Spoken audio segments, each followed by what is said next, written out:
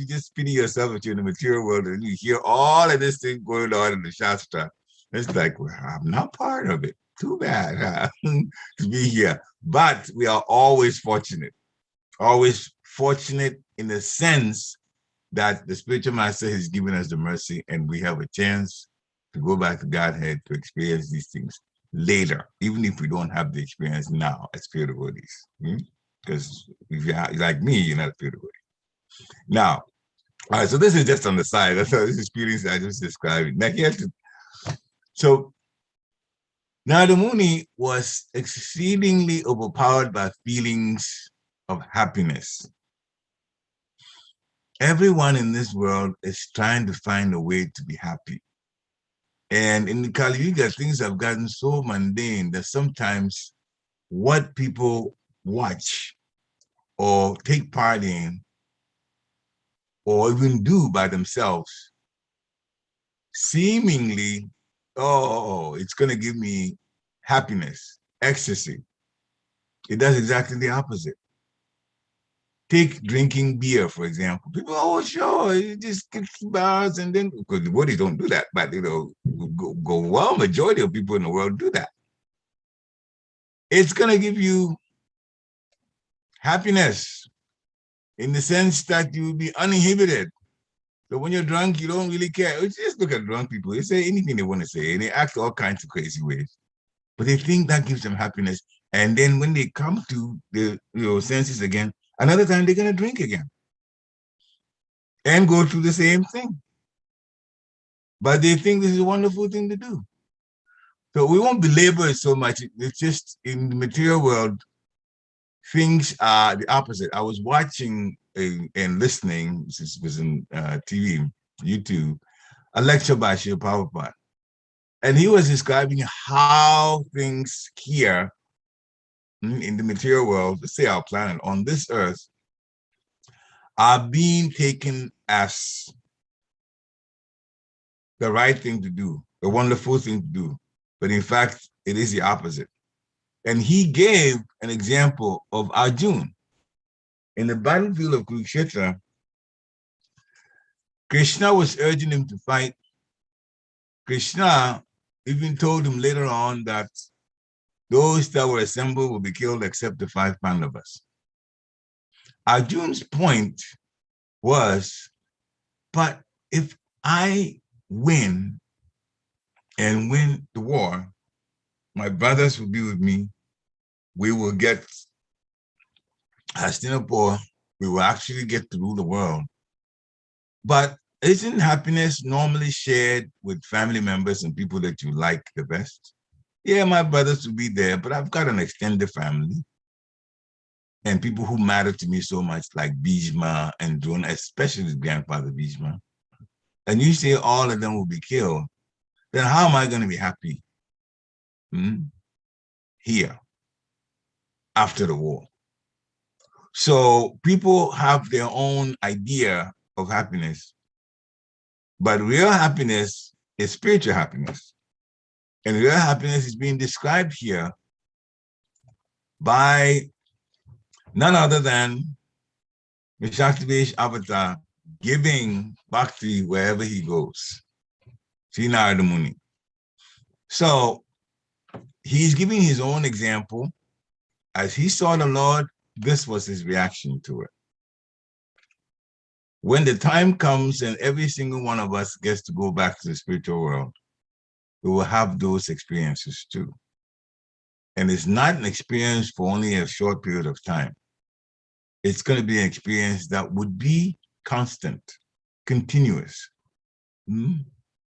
Serving the Lord with the spiritual senses, the senses of the soul, is ecstatic. And this is how this particular text, Narada Muni, is giving us a little glimpse of what it is like. Being overpowered by feelings of happiness. Every part of his body became separately enlivened. So in the purport, Sri Prabhupada says, we can't compare this kind of happiness to the mundane so-called happiness. Spiritual feelings of happiness and intense ecstasies have no mundane comparison. Therefore, it is very difficult to give expression to such feelings. Now, pure devotees that are among us and pure devotees that we read about in the Shastra, they can go through this. They go through it in different ways, depending on what they're doing. Now, the Muni meditated on the Supreme Personality of Godhead in the heart, according to how he was taught. This is when he was little now. His mother had just been bitten by a snake, left the body, and he was roaming to different areas. This is the text before this. And then, he got to this meditation after he quenched his thirst by drinking water and also taking a bath. So all of those are texts before this. Now, Srila Prabhupada says, we can have a glimpse of such ecstasy in the words of Sri Narada Muni. Now, we can only imagine, unless you're a pure devotee, every part of a body becoming separately enlivened. Now, what do we normally feel in parts of our bodies? Sometimes we're wearing clothes and we don't even feel that the clothes are on us because we're so used to it. That the sense of even the feeling of the clothes being there, it's just, we're going on with life. But imagine it's a different situation. Every part of the body being separately enlivened. It's hard to even wrap your mind around it. But putting very, very simply, Narada Muni says he was absorbed in an ocean of ecstasy. So much so that he couldn't even see himself and the Lord, as Srila Prabhupada says, simultaneously. So Srila Prabhupada says each and every part of the body of senses has its particular function. We know that. But after seeing the Lord, all the senses become fully awakened to render service unto the Lord, because in the liberated state, the senses are fully efficient in serving the Lord. So in the liberated state,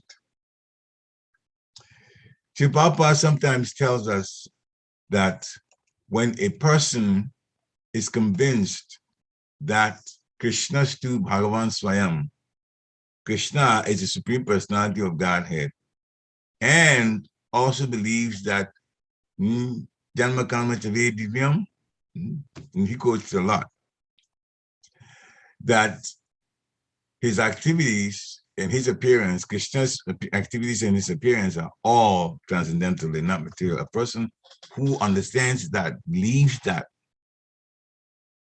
even when Krishna is in the material world and going through pastimes, that they are all spiritual, that person is liberated. So we try with our mundane minds to do our best to understand spirituality and to try to live it. But through the mercy of the spiritual master, on our own, we won't get far. But through the mercy of the spiritual master, we are able to move forward a little bit, have some glimpse. Later on, we'll talk about what devotees do. That's also wonderful. Chanting Hare Krishna, Krishna Krishna, Hare Hare, Hare Rama, Ram Ram, Hare Hare. The chanting of the Lord, which connects the Supreme Personality of Godhead, and of course, the hearing also, because that's when you get to know more about the Supreme Personality of Godhead, what to do, what not to do in serving him, and also the pastimes, which is very, very enlivening. So, Narada Muni was lost in himself, not seeing the Lord, not seeing, which means his tears and all of that. The whole body is just very, very, very enlivened. Now, in Bhagavatam, Canto 4, Chapter 3, Text 15, a part of the purport, Srila Prabhupada compares material and spiritual world's activities in pleasure. And we've already talked about a little bit about the material world, or what we call material pleasure. And we know it's very shallow. Now, Srila Prabhupada said, the spiritual world, where everything is pure, is pervertedly reflected in this material world. So the things that go on in the material world are, in a kind of crazy way, okay, put it in colloquial terms, similar to what goes on in the spiritual world. Here, people travel, spiritual world, people travel. Here, their homes, the spiritual world, their homes. Except that everything is imperfection there, and beauty is everywhere. Sometimes in reading Gaga Samhita, there's some parts of the spiritual world that are described as mind-blowing. It's absolutely mind-blowing. And so our home is wonderful. It's a question of how to get there, how to take the process seriously so we can get the mercy of the Lord. Anyway, so Sri Prabhupada says in this section here, since everything in the spiritual world is absolute, in the spiritual varieties of apparent pleasure and pain, there is no perception other than eternal bliss. And then he says something that was quite interesting. Whereas the material world, because everything is contaminated by the modes of material nature, there are feelings of pleasure and pain. So what Sri Prabhupada is getting here is comparing what we call pleasure and pain in material world to the spiritual world. He's saying, Sri Prabhupada is saying is, because we are now affected and literally controlled by the modes of material nature, some things are categorized as pleasurable, some things are categorized as painful. And of course, in Kali Yuga, things have gotten worse. So even sometimes some things that are crazy to do or harmful to the body, they call it pleasure. Sometimes fear is used as pleasure. And there's several examples here in the material world, especially in some of these advanced countries, not knowing how to enjoy themselves, do crazy things and they call it enjoyment, like bungee jumping. If you know what that is, it's just they take a machine and put a long string that is elastic, it can just stretch, and the person just grabs it and then they let the person down and it just falls. And as you know, the bottom of where they're falling is actually dangerous. If they hit a rock, there's nothing to support them on the bottom. And if they hit it, they're going to splatter and die immediately. But just before that person gets to there, then the bungee cord, that cord pulls them back up. So in other words, they see that death is coming, they see the fear, and then all of a sudden it's gone because they've been pulled back up. And this is another way of enjoying, or many things in the what's called amusement parks. You hear people go do different rides and get on different rides, and you see, I've seen people screaming, but it's supposed to be an enjoyable thing. So now things that are causing fear is used for enjoyment. Not to mention the movies, scary movies, pain, fire, crashes, all those things that have been happening in real life, we get very, very disturbed about it. We watch it as movies. That's why Sri Prabhupada says to stay away from all of those things because they just disturb the mind, that's all. So, in the spiritual world, there is continuous service in love to the servants of a servants of a servants of a Supreme Personality of Godhead. There is continuous service in love. We are told that the soul is Satchidananda. The soul is in bliss. If the soul is in bliss and the soul is, in the spiritual world, we are doing continuous service to the Lord, then it follows that the service itself is blissful. If you're doing service and you're also constantly happy, then it means what you're doing makes you happy. That is the conclusion, because both are going on. You're blissful and you're also serving. Therefore, service in the spiritual world is wonderful. It's not like the mundane material world which some service doesn't give joy at all. Some people go to jobs, they don't like their jobs, but they are serving the company, the owner of the company, or the government, depending on the kind of job they have. So in the material world, we categorize what's called pain, what's called pleasure. But in the spiritual world, even when Krishna is not around, the feelings of missing Krishna, Prabhupada describes as the feelings are wonderful in themselves. We may read it and with our minds say, oh, well, the gopis are so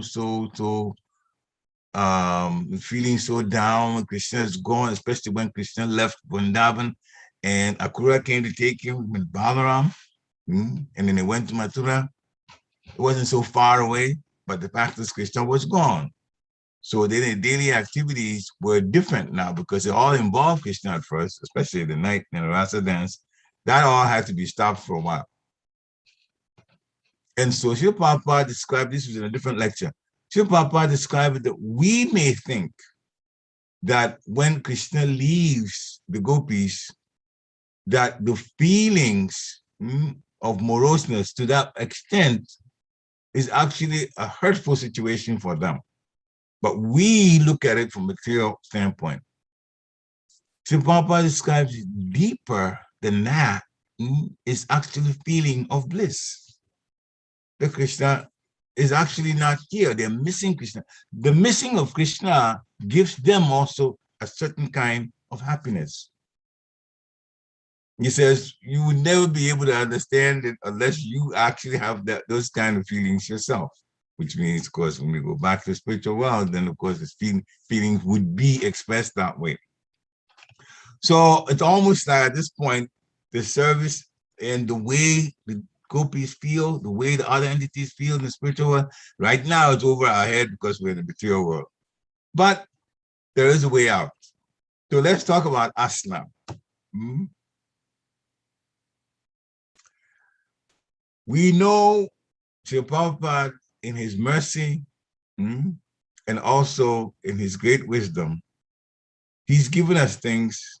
As a matter of fact, he's used those things, we'll mention in a few minutes, those things to get some people who were not Hare Krishnas to come to the society and also to stay in the society. So he knows, Srila Prabhupada knows that these types of ecstasies, we won't be able to experience it the way we are now. But there are some things that make us happy.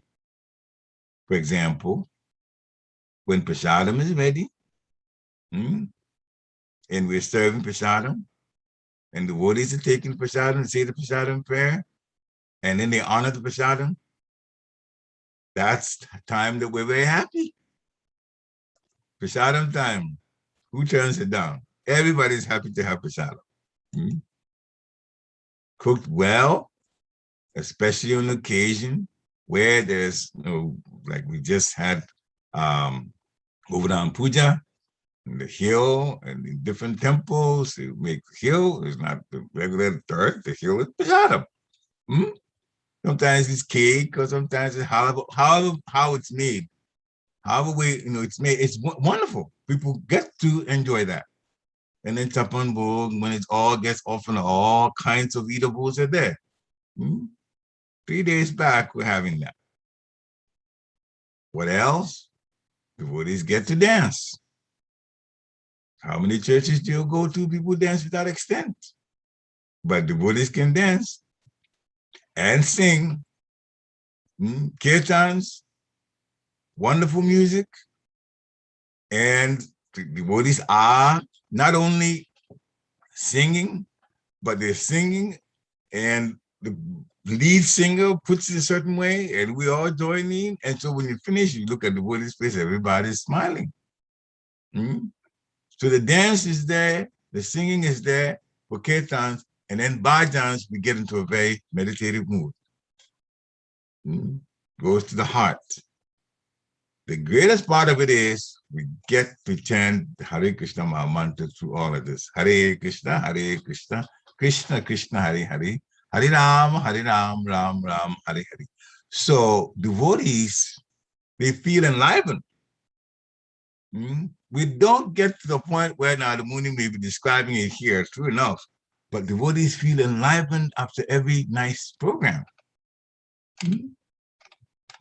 So little by little, we're getting a sense of how it's going to be in the spiritual world, because the spiritual world is the ultimate. It's the ultimate in terms of the degree of enjoyment, the music, the dancing, the atmosphere, all of that. So we're doing a little practice here for what's in this spiritual world as far as enjoyment goes. So you eat prasadam, you can dance, and you can sing, just chant and be happy. And this is how Papa sometimes said, "Do come."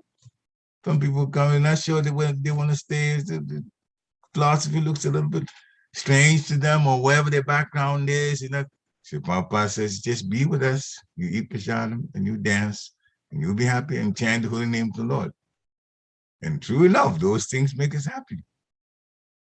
So devotees feel enlivened after every nice program. In the spiritual world, the programs are one after another. And one program after another one goes on, and it's more fun than the program because it's slightly different, and sometimes it's markedly different, but it's more fun than the previous one. So if you can imagine, one program after another, fun, fun, and fun, and fun, and fun. And there's nothing to worry about, like the way we do our taxes and insurance, you name it, we get to that point, life changes there. But in the spiritual world, on and on and on and on and on. So-called job is just simply in the spiritual world is to prepare for the next fun situation, for the next pastime of the Lord. The Lord sometimes is not present when the pastime starts, and he may come when he is a master of surprise. He may come at any time. My spiritual master described this to me. And when he comes, there's an explosion of whatever it is, because whatever it is that's going on, that's already wonderful. There's an explosion of it, which goes several levels, because there's no telling what Krishna will do at any time. So we've heard about Krishna's Rasa Leela with the cowherd girls, the gopis. So in one book, chapter 1 of On the Way to Krishna, section here. Now, Krishna says, no, he said Papa, sorry, he's saying in the book, that particular book in chapter 1, that those exchanges between Krishna and the gopis, they're not ordinary exchanges. Just like people think, a man and a woman, and the exchanges in material bodies. That's why sometimes people say, oh, Krishna is immoral and it does this and that's, we don't understand the deeper feelings, spiritual feelings. So Shiv Prabhupada says, it is rather an exchange of feelings through spiritual bodies. And then he makes a comparison and says, we can't understand it here. One has to be somewhat intelligent to understand this. This is over our heads. And he says, for a foolish man who can understand what real happiness is, we're looking at happiness by what we know in the material world. It's like a man who has been told sugarcane is very sweet. And how sweet? Well, you chew it, and the juice is sweet. Okay, well, what does he would ask? What does sugarcane look like? It looks like bamboo, and it is compared to bamboo. It looks, slim and tall, just like bamboo is. So the foolish man begins to chew all kinds of bamboo rods. Now, how can he get the experience of the sweetness of sugarcane if he starts chewing bamboo? So Papa says, we're trying to get happiness and pleasure, but we're trying to get happiness and pleasure from them, from these material bodies, trying to quote unquote, chew on this material bodies, extract something from material bodies. But there is no happiness and no pleasure. It's like trying to get sweetness from a bamboo rod. In the spiritual world, you get to chew the real sugar cane, in a manner of speaking. So there are times, though, that we get a little bit of feeling of ecstasy. And Bhakti Maharaj described this sometime back. He said it's called shadow ecstasy. It can occur to devotees, especially when they get very deeply into chanting of the holy name of the Lord in japa. Hare Krishna, Krishna Krishna, Hare Hare, Hare Ram, Ram Ram, Hare Hare. That is called shadow ecstasy. And it comes in different ways. Sometimes a devotee may be chanting and they may start crying. They may get to the point where they don't even want to move the counter beats. The regular beat is in the beat bag or in the hand, however they're chanting and moving it. And the feelings that they get may be such that they don't even want to break the concentration of looking back on the move and side being counting or how much have I done and so on to get to your 16 rounds. So that is there. And some devotees have experienced it. Usually devotees don't want to talk about it so much. It's not fake. But what happens is this is a situation Krishna is giving a sense of how sweet his name can be when one chants the holy name. When we chant the holy name and our mind travels and goes to different places, we'll never have that kind of feeling. But it comes from intense focus and feeling fortunate. And the mind being very, very focused on the holy name and going on and on and on and on with it, it can sometimes happen to some devotees. The heart feels very warm, the chest feels very warm. Those are there and it's not fake. And it takes sometimes, and I've heard it from devotees, a few devotees. And those are people that would be, to the point where they can, in fact, share their minds in confidence. They'll say that I've had this kind of feelings and so on. So then I asked my Guru Maharaj, he said, yeah, it is there. It is there. It's called shadow ecstasy. And Krishna is giving that devotee that's feeling that way a sense of what it can be like in the spiritual world. He used the word shadow, but the shadow is not the real, but the shadow has an outline of the real. Everything has the shadow of it, has the outline of it, like the real thing, but it's not the real thing. So the shadow gives you a sense of what it can be like in the spiritual world. That has happened to some devotees here. So what do we need to do? Well, we need to serve with our hearts and serve with humility. Service, as Bhaktisiddhanta Saraswati Thakur Maharaj says, it should be so genuine to Krishna and so full of love and effort that the Lord will want to see us. That's the mood that we should approach service. And with that, the happiness will come. The happiness, the eternal happiness will come. The other thing we need to watch is offenses, because that ruins our efforts. In any kind of way that you want to serve the Supreme Personality of Godhead, according to Spiritual Master's instructions, whichever way that you want to take to serve the Supreme Personality of Godhead, according to the Spiritual Master's instructions, that's all right. But when we begin to offend, then it's like, as we know, mad elephant disease, we don't get much from it at all. So, in our situation, we may not experience what Narada Muni has experienced, not yet. Go back to the spiritual world, it is possible. Narada Muni is a pure devotee, so we can understand that.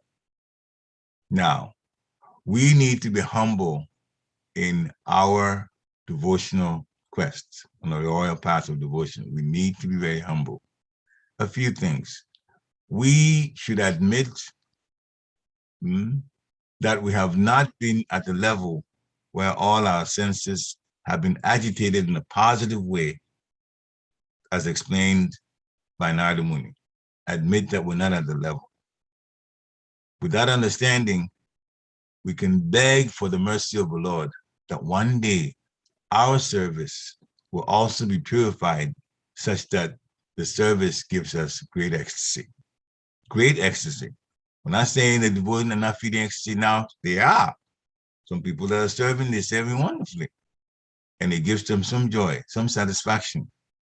There are devotees that would dress the deities, after the early morning program, after Mangalarti, and after that, there's a certain kind of satisfaction that comes when they dress the devotees. They dress the deities very, very, very nicely. The devotee himself or herself feels some sort of satisfaction.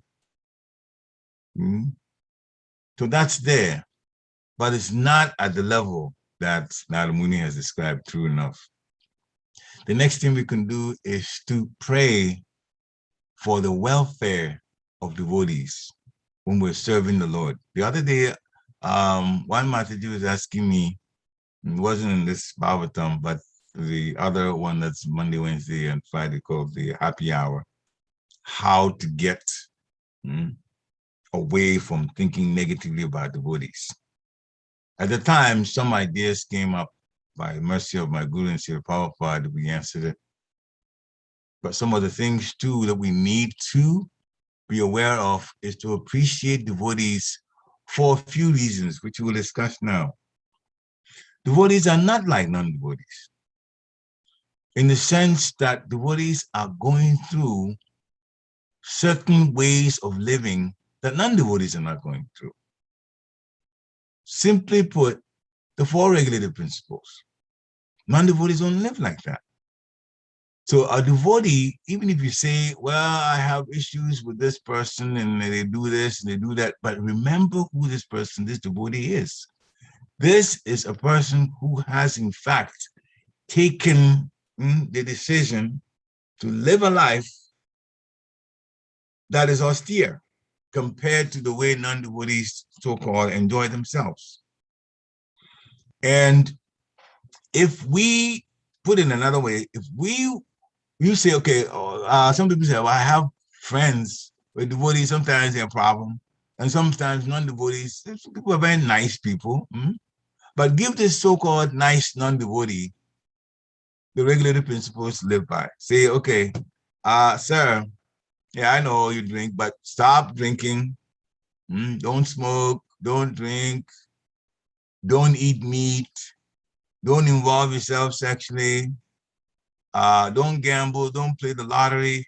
It's going to tell you, but all of these things, or at least some of them are the ones that give me joy. And how are you taking it from me? They will complain immediately. The so-called good person, that's a non-devotee. The fact is they're not living like the way devotees are living.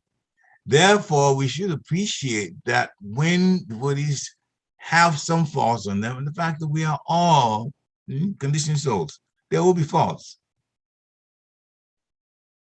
The devotee that so-called has all these faults has the lifestyle that they're living that non-devotees couldn't handle. There were a couple of young women that came to our temple last Sunday, or maybe 2 Sundays back. They were through our temple means the temple in Harrisburg. They had looked at the website and they were interested in some of the things that we're doing. The website has been done up nicely and it's quite inviting. And so they looked at the address. They came from a good hour away. They drove and came down. And at the end, we were talking to them. We, my wife, myself, and one more devotee, we spent some time with these two. And they listened, and then they asked us questions. And then in the end, one of them said, because we said, we could take prasadam, it's vegetarian. And one of them said, I'm vegetarian, so this is going to be just right up my alley. This is something I would like. I'm vegetarian. The other one, this face, dropped down and says, well, I have to have meat in my diet. I don't know what I'm going to take vegetarian. And this is how they ended. And they left. We bid them farewell nicely, as well as we could treat them. But they were two seemingly nice people. And when we mentioned that the food, which is prasadam for us, was vegetarian, immediately there was a split between them. So the point we're making is, yes, devotees do have faults, but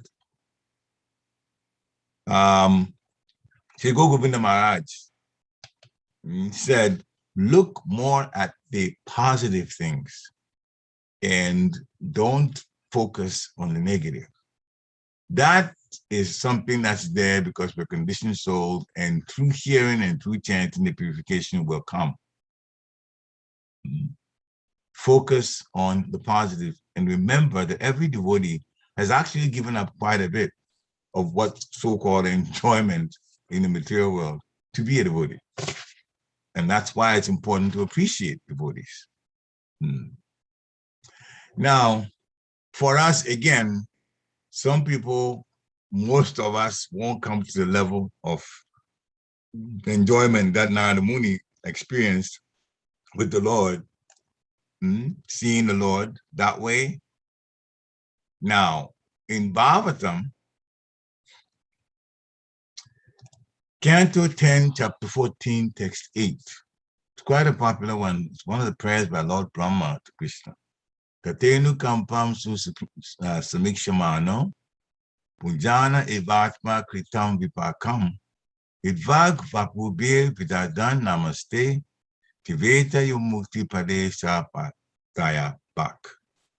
Translation is, my dear Lord, one who earnestly waits for you to bestow your causeless mercy upon him, all the while patiently suffering the reactions of his past misdeeds, and offering you respectful obeisances with his heart, with his words, and his body, is surely eligible for liberation, for it has become his rightful claim. So Lord Brahma, through this prayer, is indicating to Krishna, for our benefit, that one who waits earnestly for the Lord's mercy, and all the while going through different reactions, suffering, sometimes pleasure is there, but suffering is what we don't like, right? So the suffering is there. That is quite serious. Sometimes it happens to devotees, and sometimes the devotees question, what's going on with me? But even through all of this going on, offering respectful obeisances with his heart, words, body, that person is sure for liberation. Sure to get it. So when we go through problems, we shouldn't say, oh, but what's happening to me? Why is the Lord not paying attention to me? Why is the Lord not protecting me? Why is the Lord not giving his mercy? We should delve into the process even more, serve more, chant more desperately, and even increase the number of rounds that you chant. In other words, difficulties should not push us away from the Lord. Difficulties, well, for everybody. We all experience some things, but it's a test to help us to grow. And so when we're in the middle of tests, we should, in fact, get closer to the Lord, take our bhakti more seriously. And that way, Krishna will see that we're serious, and we'll get to the point where now we're eligible for liberation, we go back to Godhead, and then we can experience what Narada Muni was describing here. So it may not be for us yet, even though Narada Muni has described it, but you got to feel that it's there for everybody. And he talked about how he was feeling because it is there. We will also get to that point. And even though it may not be there now for us conditioned souls, the opportunity will come later on if we stick with the process. And whenever there's difficulty, take the process even more seriously, delve more into it. Don't stay away from come into the temple and say, no, do exactly the opposite. Do things with devotee, associate more, reveal your mind and confidence to one you trust the most. And go on. And don't slack and chant less than 16 rounds, chant even more than 16 rounds. The more trouble you're in, the more you go closer to the Lord. And this is how we're going to not only stay in the process, but be successful in the end and earn the mercy of the Supreme Personality of Godhead. Hare Krishna. So I'll go over the text again. The English translation is, O Vyasadeva, at that time, being exceedingly overpowered by feelings of happiness, every part of my body became separately enlivened. Being absorbed in an ocean of ecstasy, I could not see both myself and the Lord. That time will come. We will also go through that. We just have to stay the course. Hare Krishna.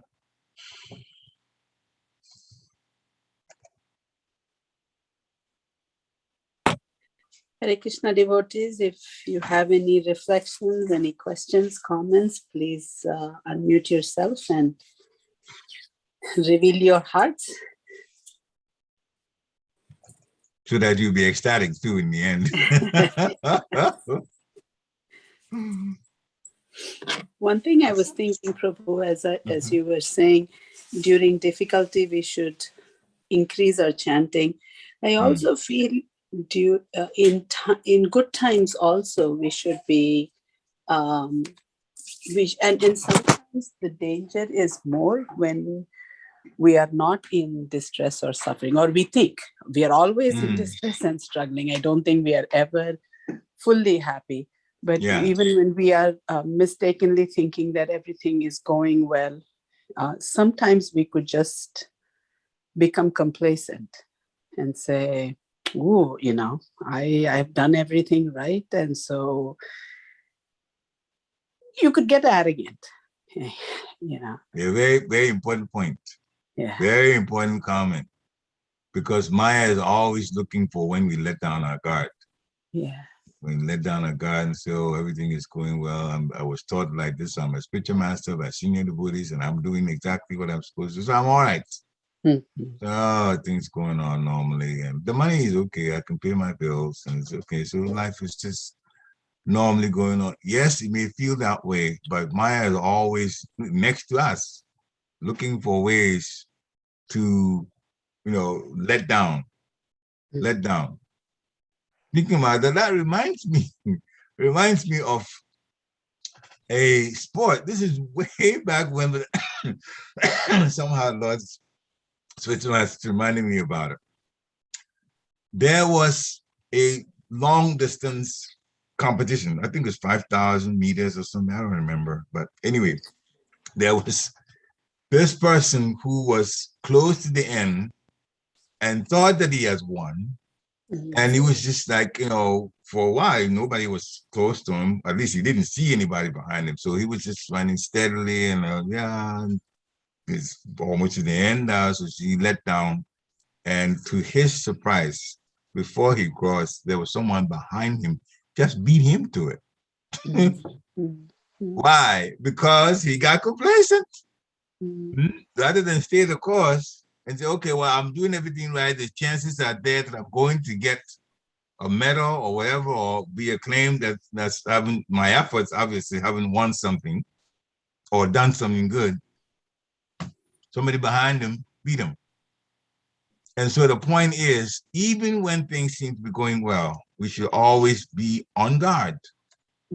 Never let down. On guard, because Maya is always looking to sneak in and have us do something. So when challenges come, it's more obvious that you're in a situation that you're being tested. Therefore, then then you have to give your heart more and do all the things. We've talked about some of them. Do all the things that you need to do in order to be able to stay the course. But yeah, when you're complacent, or when your things are going well too, still we have to stay in the association of devotees. That's what keeps you in that phone. Association of good devotees, fixed up devotees. Hare Krishna. Good point. Brought up. Any other comments or takeaways? That is, whatever you thought you benefited from, or what you heard that you thought you needed to know about, and add it to your knowledge, you can talk about that. And we'll have a discussion with you too. So any other comments or questions? Your classes always have a lot of takeaways. It's Krishna's yeah, mercy. especially devotee association. I think we need constant reminders to not offend devotees. And like you said, they are all doing, their best. And so all of us are trying to get to the same place. And that, I think, is an important takeaway. And you always, every class, somehow it comes back down to that. It's a good reminder. We have to be careful. It's very important. Yeah, we have to be very, very, very careful. The point is, the material world now, of course, the people who think they can make life better with their non-devotees, it's not going to happen, but they don't see it. But for devotees, we know that going back to the spiritual world, going back to Godhead, is where all of these problems that we have here were in. We know that. Now, we go through changes, and sometimes because of our lower nature, we act not so nice, and the devotees notice it. Other devotees may notice it. But then we have to understand something. Rather than look at it and say, well, this devotee is bad, you can change the word bad to we have a disease. We have a disease. So when you say a person is bad, then, then of course, negative things, negative thoughts come about that particular person. But when you change that feeling, that from a devotee being bad to a devotee being sick, see, we don't do bad things to sick people. We try to heal them. We try to help them. So then the change is from that bad feeling to, okay, we are in need of being healed because we are sick. That's why we're in the material world. Then anybody that looks or does something that you might consider negative, you look at it and say, well, that's part of the sickness.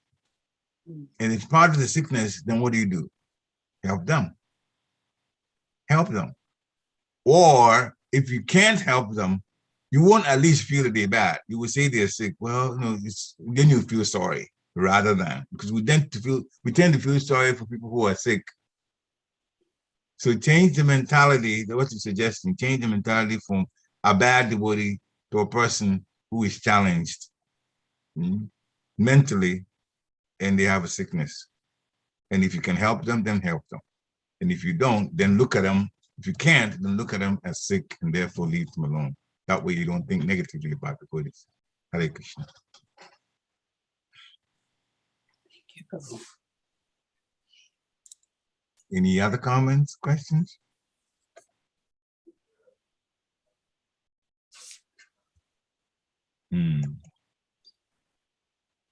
Okay. I just wanted to say, Parikshit Prabhu, thank you for a very nice class.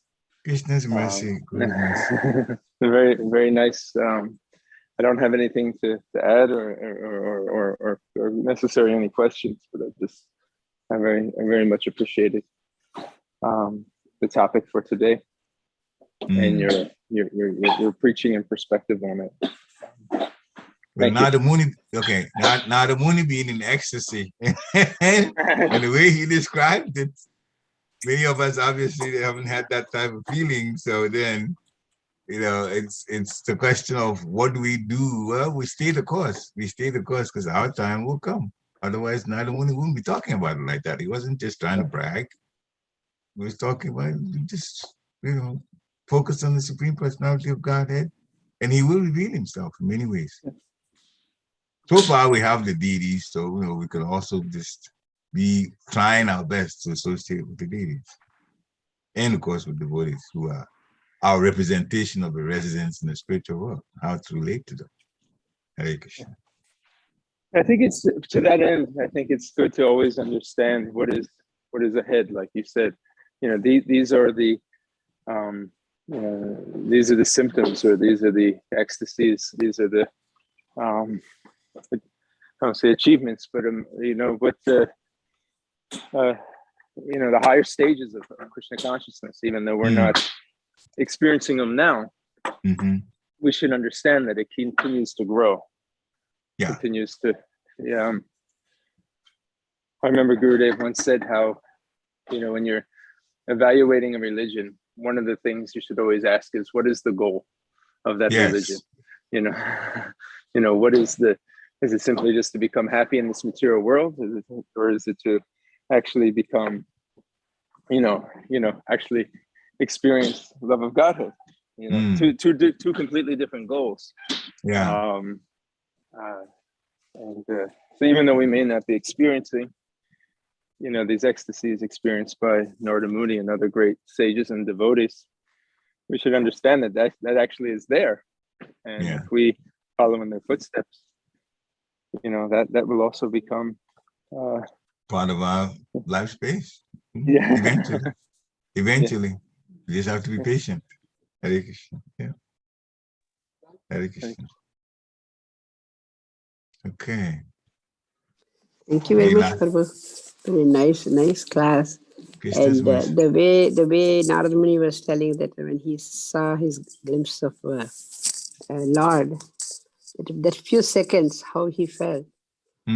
So that was really, if we put ourselves in that, it is really no wonder that he got tears in his eyes. That's really that moment is very interesting to know. I like that. That's part of the moment. We are all right. We may be conditioned souls. We're not feeling the kind of feeling that right now that now the moon is feeling, but just we should be, I would say we should be satisfied and happy with the fact that we are on the path to that kind of feeling. It's only a matter of time. It's only a matter of time. Yeah. So we just go on anyway, because it's going to be worth it in the end. That's the point. It's going to be worth it. When we see the deities in the temple, from Lotus feet, Krishna, when we see them, I feel that so much that happiness we get. But if whatever Narada Muni had that experience, that's not, I don't know how to explain that. That's good if you feel wonderful so much that's internal. Yeah, it is internal. Everybody's connection is there. That's the connection with the Lord. That's the connection with the Lord. So that's definitely there. Like Narada Muni's connection with the Lord, he was able to describe it. Yeah. But that's to tell us, listen, there's so much joy that's there. That's so much joy. Don't get connected to this material world and what they come up with technologically. We won't be happy with that. We will be happy eventually, even though we don't see or feel to that extent that the Narada Muni is describing. It will come. It will come eventually. That's the whole point. Thank you very much. Thank you very much for the explanation. So any last thoughts? Okay. I guess we can end now. Hare Krishna. Hare Krishna. I just wanted to mention that tonight we will be resuming our Bhagavad Gita happy hour. We took a break on Friday because of Govardhan Puja. And then we had a very exciting festival weekend with so many activities. So we'll be resuming tonight. His Grace Ballabhadra Prabhu will be leading the call. So it's 5 o'clock, Bhagavad Gita. Hope to see everyone there. Our gratitude to you, Parikshit Prabhu. Thank you so much. Thank you very much, Prabhu. Pritanam Pavanebhyo